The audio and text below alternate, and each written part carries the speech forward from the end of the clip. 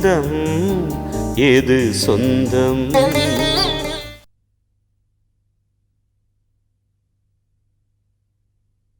உங்க அம்மா யாரோ அகிலான்னு ஒரு வேலைக்காரி வச்சிருக்காள, அவளை வர சொன்னேன்.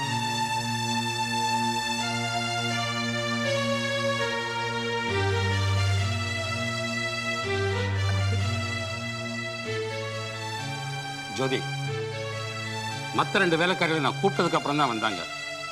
ஆனா அகிலா மாமா கடையில இருந்து களைப்போட வந்திருப்பாரு, நான் கேட்காமலே கையில காஃபியோட வந்து நிற்கிற பாரு, இவதான் உண்மையான வேலைக்காரி. அது இல்லப்பா. உங்க அம்மா சொன்னதுல தப்பே இல்லப்பா. கட்டின புருஷன் உடம்பு சரியில்லாத போது தான் பட்டினி கடந்த கோயிலா சுத்தினதும் இல்லாம அந்த புருஷனுக்கு வீட்டுல தேவையான பணிவிடைகளை செஞ்சுக்கிட்டு இருந்தாலே, அப்போ ஒரு நல்ல மனைவிங்கிற வேலைக்காரியா இருந்தா. மாமனாருக்கு மாமியாருக்கு எந்தெந்த நேரத்துல எதாவது தேவைன்னு தெரிஞ்சு கொண்டு வந்து கொடுக்கறாளே, அந்த இடத்துல நல்ல மருமகங்கிற வேலைக்காரியா இருக்கா. எல்லாத்துக்கும் மேல இந்த குடும்பத்தோட கௌரவத்தை காப்பாத்தணுங்கிறதுக்காக தன்னோட உயிர் போராடும் பரவாயில்லைன்னு போலீஸ் ஸ்டேஷனுக்கு போற வழியில ஆட்டோவில் அடிபட்டு விழுந்தாலே, அப்ப இந்த குடும்பத்தோட பொறுப்பான மூத்த மருமகங்கிற வேலைக்காரியா இருந்திருக்கா. ஜானகி, நீ சொன்னதுல தப்பே இல்லம்மா. ஒரு பொண்ணு இந்த வீட்டுக்கு வேலைக்காரியா வந்து எஜமானி ஆகணும்னு நினைச்சா தாமா தப்பு. ஆனா இந்த வீட்டுக்கு எஜமானியா வந்து வேலைக்காரியா நிக்கிறாளே அகிலா, இந்த மாதிரி பொண்ணு நம்ம வீட்டுக்கு மருமகளா வரதுக்கு நாம தாமா கொடுத்து வச்சிருக்கணும். என்ன பாக்குற? அகிலாவை நம்ம வேலைக்காரனை திட்டுறது எப்படி இவருக்கு தெரிஞ்சிருச்சுன்னு தானே நீ நினைச்சுக்கிட்டு இருக்க. நான் ஏதோ இங்க வந்து சாப்பிட்டுட்டு கடைக்கு போய்கிட்டு இருக்கேன்னு. ஆனா இங்க நடக்கிறது எல்லாம் எனக்கு தெரியும் ஜானகி. தூரத்துல ஒரு துணியை பார்த்தாலும் அவனோட தரம் என்னன்னு என்னால் எடை போட முடியும். பாவம், உனக்கு அதெல்லாம் தெரியாத. உஷா, இங்க வாமா. என்ன மாமா? புருஷனுக்கு அட்வைஸ் பண்ற ஒரு பொண்ணோட கடமை தான். புருஷனை பாராட்டும் போது 4 பேர் காது கேட்க பாராட்டலாம், அது தப்பு இல்லை.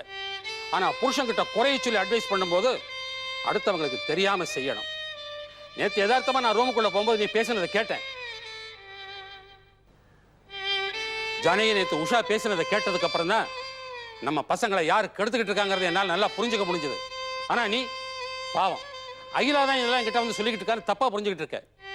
உன்னை தெரிஞ்சுக்க. பிள்ளைங்க மேல பாசம் வைக்கிறது தப்பு இல்லம்மா. ஆனா அவங்க கேட்கும் போது காசையும் பணத்தையும் கொடுத்து பாசங்கிற பேர்ல அவங்க வாழ்க்கையை கெடுத்துக்கிட்டு இருக்கே, அதுதான் தப்பு. அதை புரிஞ்சுக்க. சந்தோஷம் தானே? என் புருஷன் என்ன நிக்க வச்சு கேள்வி கேட்கிற அளவுக்கு கொண்டு வந்து நிக்க வச்சுட்டல, சந்தோஷமா இரு. ஒண்ணு செய், 2 மருமகளும் கூடி பேசி குடும்பத்தை ஒரு வழி ஆக்கிடுங்க.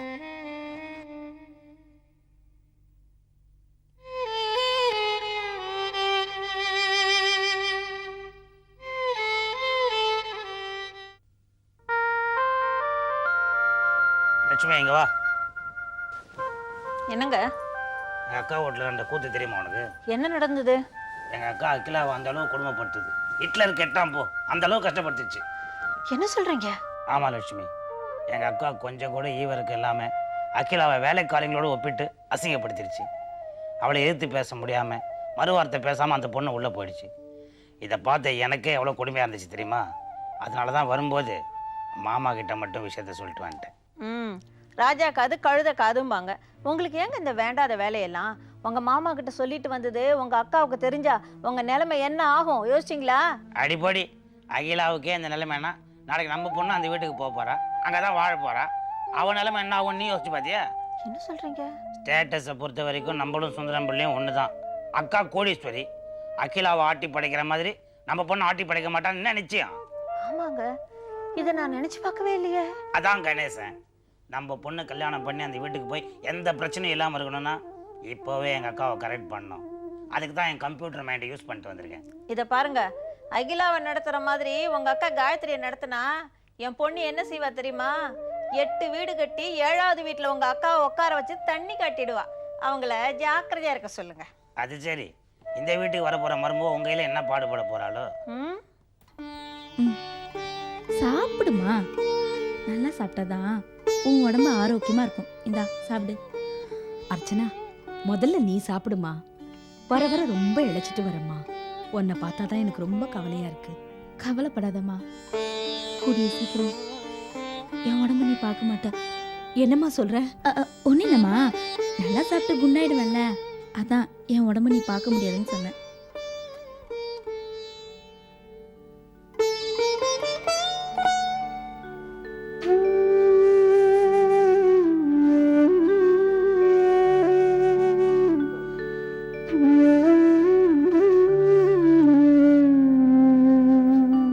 அப்பா சாப்பிட்டாரா அர்ச்சனா?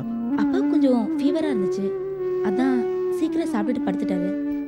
இன்னும் கொஞ்சம் பாயசம் சாப்பிடுங்க சார். வேண்டாம் அர்ச்சனா, ஸ்வீட் சாப்பிட்ற நிலையிலையா இப்போ என் மனசு இருக்கு.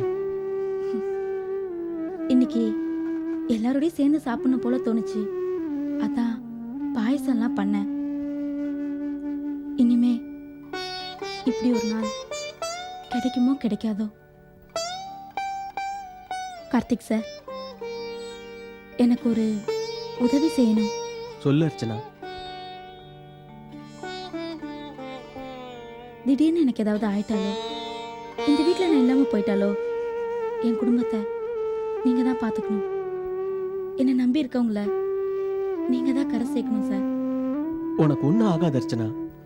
இல்லை சார், என்னை நானே ஏமாத்திக்க விரும்பல. நீங்கள் ஒரு வார்த்தை சொன்னால் போதும், சந்தோஷமாக போயிடுவேன். அர்ச்சனா, எனக்குன்னு இருக்கிற குடும்பம் இதுதான் அர்ச்சனா. என் வாழ்க்கையில வாழ்வு தாழ்வு எல்லாமே இந்த வீட்டில் தான். நீ கவலைப்படாம படுத்து தூங்க அர்ச்சனா. கம்பெனி விஷயமா நான் விழுப்புரம் வரைக்கும் போயிட்டு வர வேலை இருக்கு. நாளைக்கு காலையில வேலையை முடிச்சுட்டு வந்துடுவேன். சரி சார். என்ன அர்ச்சனா அப்படி பாக்குற? இல்லை, முன்னெல்லாம் நீங்கள் அடிக்கடி கோவப்படுவீங்க, இப்போ கொஞ்ச நாளாவே என் மேலே நீங்கள் கோவப்படுறதே இல்லை. உன் மேல எனக்கு கோவம் வராது அர்ச்சனா.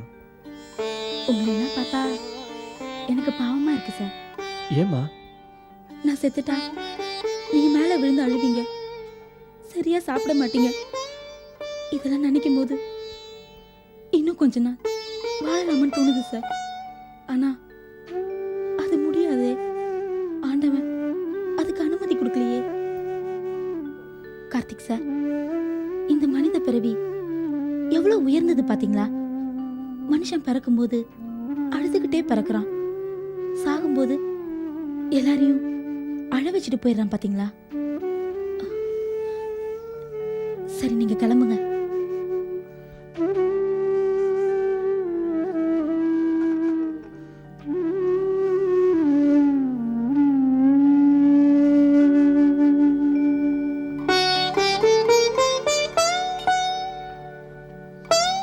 கார்த்திக் சார்,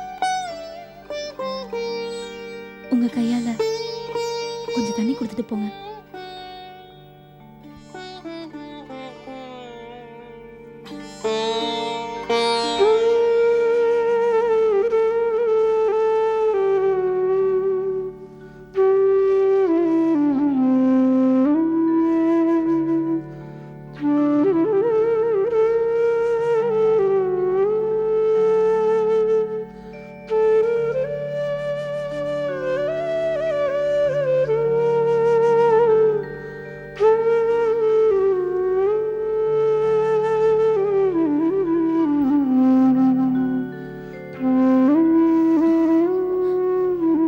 ரொம்ப தேங்க்ஸ் சார்.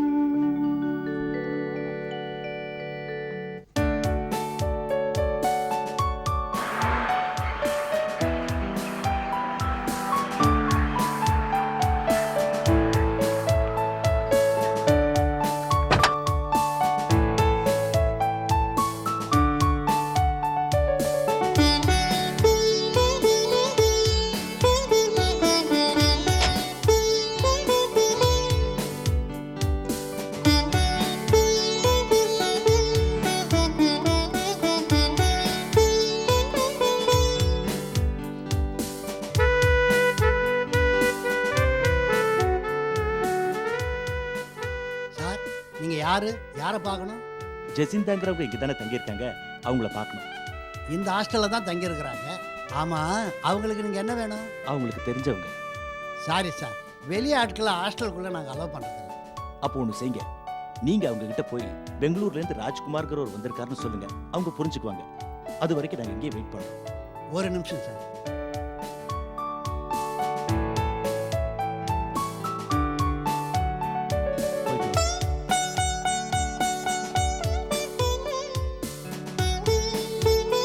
வாங்க சார், இப்படியே நேராக போய் லெஃப்ட் பக்கம் திரும்பினீங்கன்னா ரூம் நம்பர் 27, அதுதான் அவங்க ரூம்.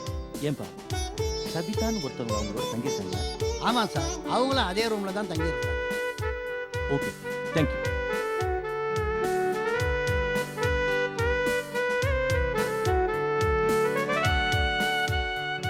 வாங்க அங்கிள், வாங்க ஆண்டி, உட்காருங்க.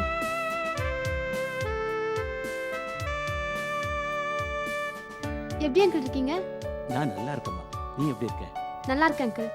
சவிதா பாத்ரூம்ல குளிச்சிட்டு இருக்கா, இப்போ வந்துருவா.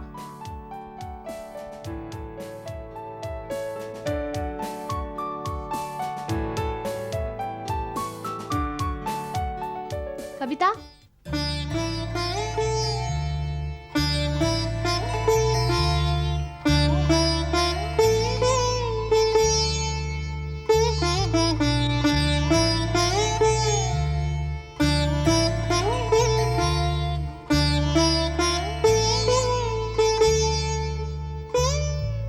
ஏய், பெரியவங்க வந்திருக்காங்கல்ல, வான் கூப்பிட்டா என்ன? அவங்க மனசு எவ்வளவு வேதனைப்படும். இதோ பாருமா, அவ வான்னு கூப்பிட்டா என்ன, கூப்பிட்டாட்டா என்ன, அவ என்னைக்குமே எங்க பொண்ணு தானம்மா, அதை மாத்த முடியாதே. இல்ல அங்கிள், சபிதா காலையில இருந்தே ஏதோ மாதிரி இருக்கா, அதான். புறப்படுமா, ஊருக்கு போலாம். ஊருக்கா? என்ன எதுக்குமா கூப்பிடுறீங்க? நான் தான் உங்க உறவு வேண்டான்னு சொல்லி கையெழுத்து போட்டு கொடுத்துட்டேனம்மா. இல்லேன்னு உன் மனசு சொல்லலையேம்மா, அம்மான்னு சொல்றியே, அந்த பாசத்துல தாம்மா கூப்பிடுறோம். வந்துடுமா, ஊருக்கு போயிடலாம். சபிதா, நீ கோவத்துல ஒரு வெள்ளை காகிதத்துல கையெழுத்து போட்டு வந்தத விடுதலை பத்திரமா நீ நினைக்கலாம். ஆனா எங்களை பொறுத்தவரை எல்லாமே போயிட்டு தான் நாங்க நினைக்கிறோம். பெத்தவங்க மனசு எப்படிப்பட்டதுன்னு பிள்ளைகளுக்கு புரியுறது இல்லம்மா. தனியா இருந்து எங்களை துன்பப்படுத்தாதம்மா. இத பாருமா, நாங்க எல்லாம் உன்னால இருக்க முடியும், ஆனா நீ இல்லாம எங்களால இருக்க முடியாதும்மா. சபிதா, இத பாரு, இதுவரைக்கும் நீ வாழ்க்கையில் எடுத்த எந்த முடிவும் சரியா முடியல. இனிமேலாவது நாங்க சொல்றபடி நடமா, அப்பவாவது எல்லாம் நல்லபடியா நடக்கும். என்ன மன்னிச்சிருங்கப்பா. இப்ப இருக்கிற மனநிலையில நான் வரணும்னு நினைச்சாலும் என் மனசு வர மறுக்குதுப்பா. என் லைஃப்ல எது நடக்கணும்னு இருக்கோ அது யார் தடுத்தாலும் மாறிட போறதில்ல. நான் இப்படி இருந்துடும்பா. ப்ளீஸ் என்னை விட்டுடுங்கப்பா. நீ வீம்புக்காக இப்படி தனியா இருந்து எங்களை வேதனைப்படுத்த போறியாமா? அப்படி என்னம்மா நாங்க உனக்கு செய்யக்கூடாத பாவத்தை செஞ்சிட்டோம்? நீ இப்படி தனியா இருந்து எங்களை வேதனைப்படுத்துறதை எங்களால தாங்கிக்க முடியாதுமா. ஆண்டி, அவளே பாவம் மனக்குழப்பத்துல இருக்கா. இன்னைக்கு இல்லாட்டாலும் என்னைக்காவது உங்களை பார்க்கணும் போல தோணும். அன்னைக்கு நானே கொண்டு வந்து விடுறேன். பானுமதி, அந்த கவர் எடுமா.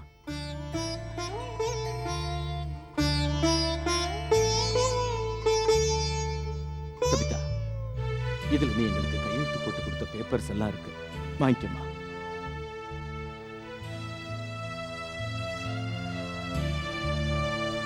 விடுதலை பத்திரம்னு சொல்லி ஒரே வார்த்தையில எங்களை தூக்கி அடிச்சிட்டம்மா. ஆனா நாங்க உன்னை பெத்து வளர்த்து ஆளாக்குனவங்கம்மா. சவிதா, சுலபமா எங்களால உன்னை தூக்கி போட முடியாதுமா. It's not possible. அதனால தான் இந்த பேப்பர்ஸ் எல்லாம் திருப்பி கொடுக்கிறேன். தயவு செஞ்சு வாங்கிக்கம்மா. அது மட்டும் இல்லம்மா, நீயே எங்களை விட்டு பிரிஞ்சு போறேன்னு சொன்ன பிறகு எங்களுக்கு என்னம்மா இருக்கு? அதனால தான் இத்தனை நாள் வரைக்கும் நான் ஓடி ஓடி சம்பாதிச்ச எல்லா சொத்தையும் உன் பேருக்கே மாத்தி எழுதி லீகலா செட்டில்மெண்ட்டும் பண்ணிட்டேம்மா. லீகலா ரெஜிஸ்டரும் பண்ணிட்டேன். அதுக்கான டாக்குமெண்ட்ஸ் இந்த கவர்ல இருக்குமா. இனிமே நீதாம்மா கோடீஸ்வரி, எங்களுக்குன்னு எதுவுமே இல்லம்மா. ஒரு மகளா நீ எங்க கிட்ட எப்படி நடந்துகிட்டேன்னு எங்களுக்கு சரியா தெரியல. ஆனா பெத்த தாய் தகப்பனா நாங்க எங்க கடமையை சரியா செஞ்சுட்டோங்கிற திருப்தியோட கிளம்புறோம். நிறைய பிள்ளைகளை பெற்றுக்கிட்ட தசரதனே புத்திர சோகத்தால இறந்தான்னு சொல்லுவாங்க. நீ எங்களுக்கு ஒரே மகன். உன் பிரிவை எங்களால தாங்கிக்க முடியாதுமா. அதனால உன் மனசுக்கு எப்ப எங்களை வந்து பார்க்கணும்னு தோணுதோ அப்ப வந்து பாரு. உனக்காக கண்டிப்பா எங்க வீட்டு வாசக்கதவு திறந்திருக்குமா.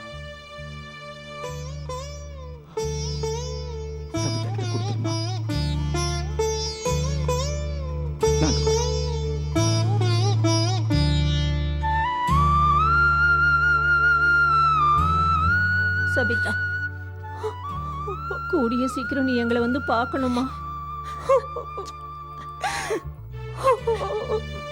வரேம்மா.